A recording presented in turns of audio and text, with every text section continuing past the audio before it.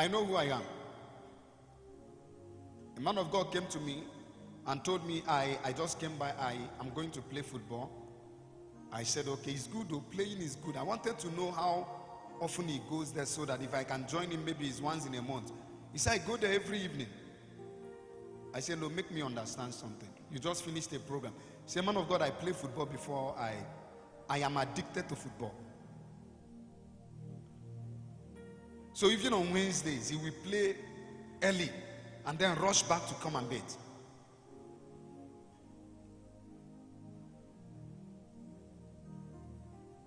Some of you are in places you are learning, and instead of concentrating in learning, you are going through the social media. So the journey that would have taken you 6 months will take you far much more than that, because your forces are not concentrated. If you are in a medical school, one of the things they will teach you at the preliminary stages, if you want to graduate, because that you enter the medical school does not necessarily mean you will graduate. If you want to graduate, you must eliminate distractions. You must focus on studies. Focus on studies, or even in some of those professional courses. People who don't master the art of focus cannot go far in life.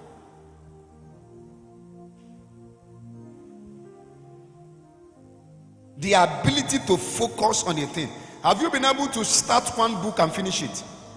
That is, you pick up one book and finish it. Because every now and then we are distracted from things that matter to things that don't really matter.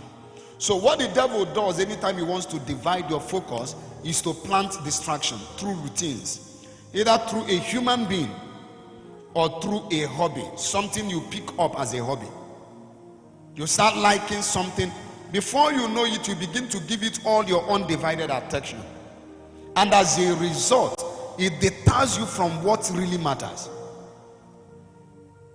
I'm going to show you the story of a man. This is one of the mightiest men that ever lived in the scriptures.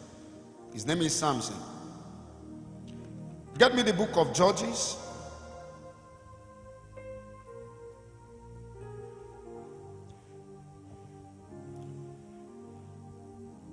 Can I have Judges chapter 6 from verse number 1?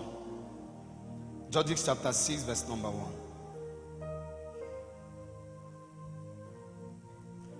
Judges 9, Judges 16, Judges 16 verse 1. Judges 16, thank you. Now Samson went to Gaza and saw a harlot there and went in to her. Okay. Verse 2, my screen only. When the Gazites were told, Samson has come here, they surrounded the place and lay in wait for him all night at the gate of the city. They were quiet all night, saying, in the morning, when it is daylight, we will kill him. The next verse. And Samson lay low till midnight. Then he arose at midnight. He took hold of the doors of the gate of the city and the two gate posts, pulled them up, he put them up, bar and all, and put them on his shoulders and carried them to the top of the hills that faces Hebron. Look at verse 4. Another character was introduced.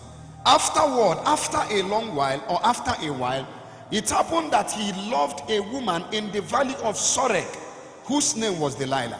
Now look at this. Delilah was not the first woman Samson has slept with. Samson had picked up this character, this routine, to the point that the Philistines, they knew what his weak points were. And there is something about routines. What you do daily is what you become yearly. There is no magic about it. What you do daily is what you become yearly. You are the sum total of your routine.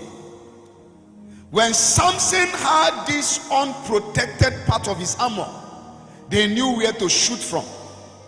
So this time around, the lords of the Philistines, they went to Delilah And they paid Delilah a level of money. Now, excuse me, one of the greatest or one of the worst distraction is the distraction called love. Watch that scripture. Afterward, it happened that he loved a woman in the valley of Sorek. Not lust, love. You can love genuinely, and that whom you love will be an instrument to tear your destiny down. He loved a woman. He has soft spot for this one. This one was not regarded as a harlot because he decided to keep this one. To others, he would go sleep with them and leave, sleep with them and leave. But this one, he decided to keep this one. And if you read very carefully, he even trusted this one.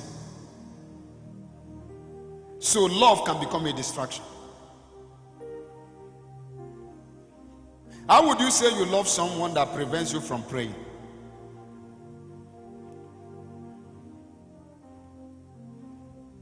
A man of God showed up and said, there is this lady I want to marry. She's abroad. We've spoken. She has come back to see me. We've met.